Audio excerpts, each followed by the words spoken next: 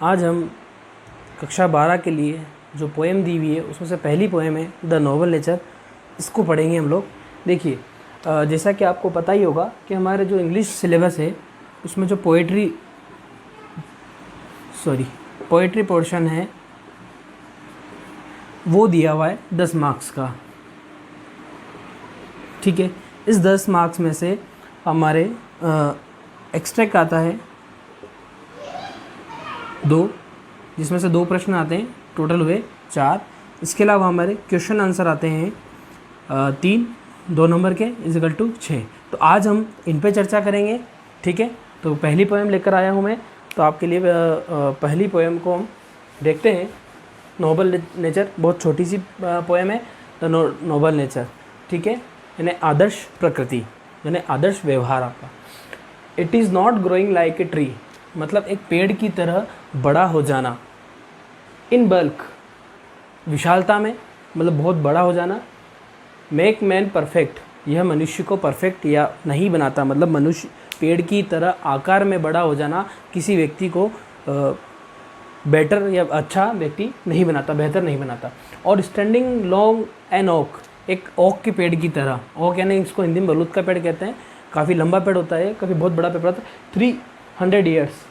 और standing long, या खड़े रहना लंबे समय तक, एन ओक, एक की तरह, 300 ईयर्स, 300 सालों तक, मतलब काफ़ी लंबे समय तक जीवित रहना कोई किसी व्यक्ति को बेहतर नहीं रहता। टू फॉल एट लॉग, और अंत में एक लट्ठे की तरह गिर जाना। एट लास्ट, अंत में एक लॉग यानी लट्ठे की तरह,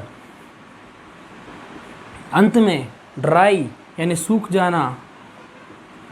और बाल्ड एंड सियर, मुरझा जाना, या और बाल्ड यानी नग्न, नग्न होकर मुरझा जाना।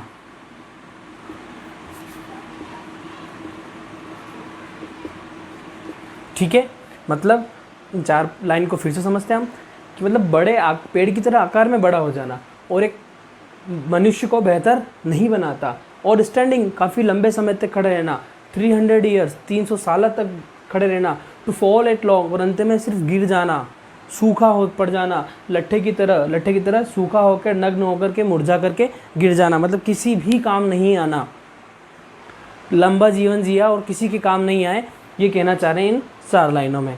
अब अंतिम लाइन में पढ़ते हैं। अ लिली ऑफ अ डे, एक फूल होता है, बड़ा सुंदर सा फूल होता है, वाइट फूल होता है। अ लिली ऑफ अ डे, एक लिली, एक दिन का lily.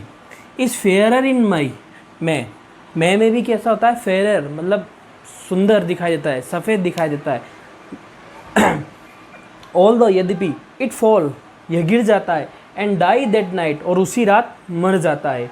It was the plant and flower of light, यह पौधा है और फ्लावर है, ऑफ लाइट, प्रकाश का फूल है तथा प्रकाश का पौधा है।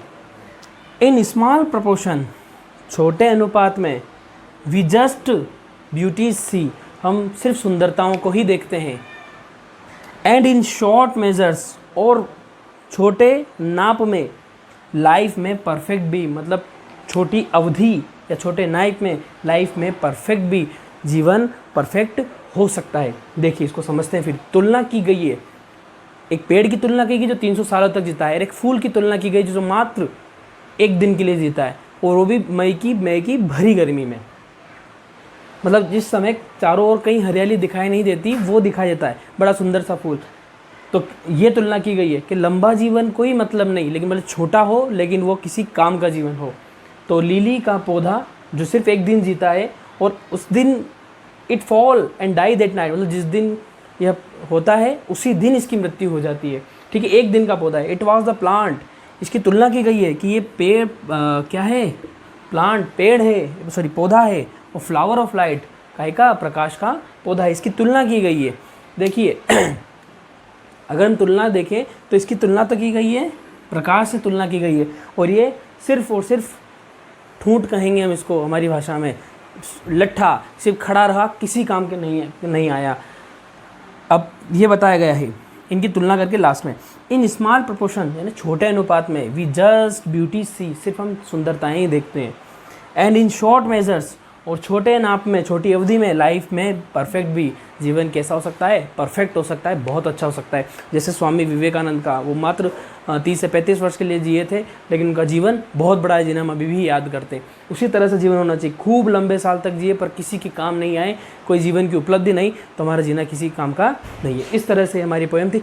अब इसी पोएम से रिलेटेड हमारी किताब में 4 प्रश्न दिए हुए हैं, उन चारों प्रश्न पर हम चर्चा करते हैं।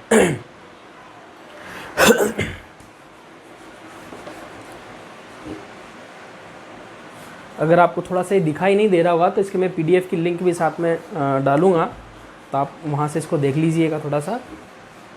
देखिए, what symbolise does Ben Jonson draw from nature. Ben Jonson किन प्राकृतिक प्रतीकों का उपयोग करता है।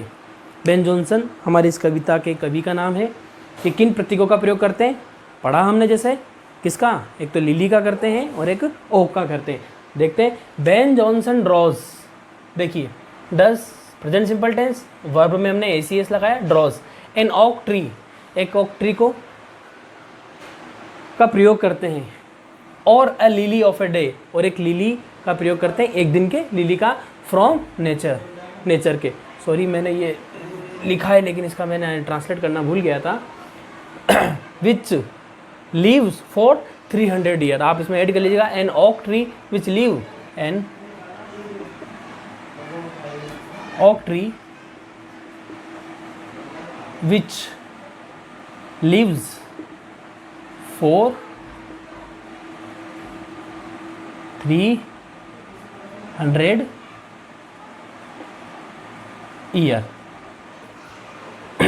Sorry years.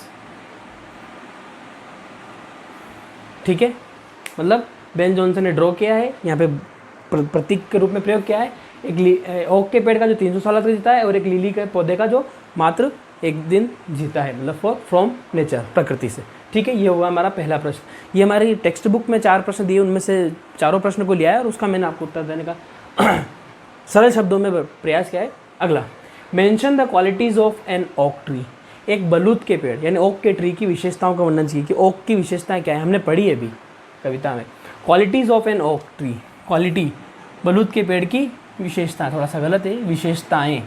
ठीक है, एन ओक ट्री लीव्स, एक ओक ट्री जीता है फॉर 300 ईयर्स, ये हमने यहाँ पे भी लिखी है बात। ठीक है, एक oak tree leaves for 300 years, 300 साल जीता है। And it is very large tree, ये बहुत बड़ा पेड़ है। हमने पढ़ा ना, लॉन्ग आया था उसमें शब्द में, उसमें कविता में आया था, it is a very long tree. It does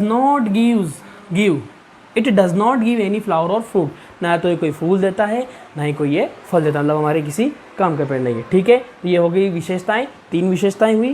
पहली 300 साल तक जीता है, दूसरी बहुत बड़ा पेड़ है, तीसरी हो गई ये कोई फूल और फल नहीं देता। ठीक है, बहुत ईजी प्रश्न। अगला तीसरा प्रश्न क्या होता है, how does a lily of a day impress us. एक दिन का लिली हमें किस प्रकार प्रभावित करता है, एक दिन का लिली किस प्रकार प्रभावित करता है। A lily of a day impresses us, does present simple tense, इसके साथ गया ES जुड़ गया। ठीक है, हमें इम्प्रेस करता है बाय, द्वारा, इट्स ब्यूटी, उसकी सुंदरता से, विच गिव्स अस जॉय, जो कि हमें आनंद देती है। बहुत ईजी, एक लाइन का उत्तर, बहुत आराम से दे सकते हैं इसका उत्तर। अगला प्रश्न की ओर चलते हैं, how can human life be perfect. जो ये कविता है दी गई है, इसका एक तरह से सार कहेंगे हम इस प्रश्न को। How can human life be perfect according to the poet. Poet के अनुसार व्यक्ति की का जो जीवन है वो परफेक्ट या बेहतर कैसे बन सकता है। देखिए, ह्यूमन लाइफ कैन बी, शायद थोड़ा सा मुझे लगता है फोकस आ रहा होगा तो कहीं दिखाई नहीं दे रहा होगा, तो मैं बोल रहा हूँ, आप उन शब्दों पर ध्यान दें। Human life can be perfect, can be perfect यहीं से लिया है। Human life can be perfect, यहाँ से हमें उत्तर देना है। If it is made meaningful, यदि यह इसे अर्थपूर्ण बनाया जाए, पैसिव वॉइस है, इट इज़ मेड है ना, मीनिंगफुल बनाया जाए, वर्थ वाइल सार्थक बनाया जाए, और ब्यूटीफुल सुंदर। देखिए, हमें इस पूरे प्रश्न में से तीन मीनिंगफुल, वर्थ वाइल और ब्यूटीफुल, मतलब जीवन मीनिंगफुल होना चाहिए, अर्थपूर्ण होना चाहिए, जीवन वर्थवाइल सार्थक होना चाहिए, और जीवन कैसा होना चाहिए, ब्यूटीफुल होना चाहिए। इस तरह से ये 4 प्रश्न थे। इन चारों प्रश्नों को मैंने आपको समझाने का प्रयास किया है। आई होप आपको ये समझ में आया होगा। अब मेरे जो नेक्स्ट वीडियो है उसमें ये प्रयास करूँगा कि इस पोएम से, क्योंकि अभी हमने देखा, मैंने आपको जैसा भी बोला था कि 3 प्रश्न आएंगे 2-2 नंबर के, हुए 6 नंबर हैं। 2 भागों में हमारी पोइट्री 6 + 4 = 10, हमारी टोटल 5 पोएम है। अब मैंने ये इन पर फोकस किया था, इसमें जो 4 प्रश्न टेक्स्ट बुक को मैं वो मैंने इसमें आपको समझाने का प्रयास किया। अब मैं इन 4 प्रश्न यानी अगले वीडियो में मैं आपको जो पोएम है उसको फिर से पढ़ाऊँगा 4 नंबर के लिए, कि किस प्रकार से एक्सट्रैक्ट दिया जाता है यानी स्टेंजा दिया जाता है और उससे 2-2 प्रश्न पूछे जाते हैं। Thank you very much. I hope आपको ये समझ में आया होगा। प्लीज़ चैनल को लाइक करें, सब्सक्राइब करें, शेयर करें। Thank you very much.